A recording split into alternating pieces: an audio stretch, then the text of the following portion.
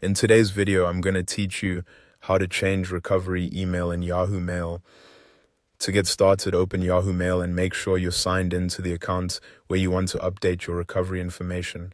This recovery email is important because it helps you regain access to your account if you ever forget your password or get locked out, so it's a good idea to keep it current and accessible.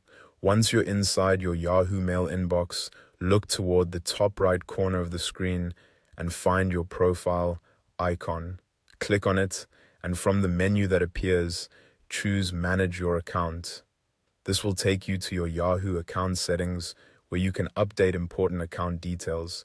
When the account page opens, look across the top for the available tabs and click Security. In the Security section, you'll find the settings related to how you sign in and how Yahoo helps protect your account. This is where your recovery options are managed. Now look for the option labeled Add Email Address or Additional Email Address and click it. A pop-up window will appear.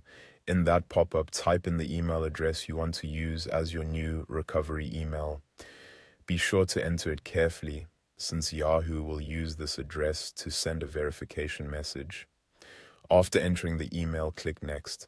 At this point, the pop-up will reload and let you know that Yahoo has sent a verification email to the address you just entered. Open that email account in a new tab or on another device, find the verification message from Yahoo, and locate the code inside it.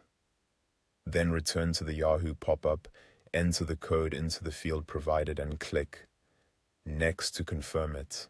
Once the new recovery email has been verified, the update is essentially complete. The final thing you need to do is remove your old recovery email address so that only your current backup email stays connected to the account. This helps avoid confusion and make sure your recovery options stay up to date. And that's it. You've successfully changed the recovery email in Yahoo Mail.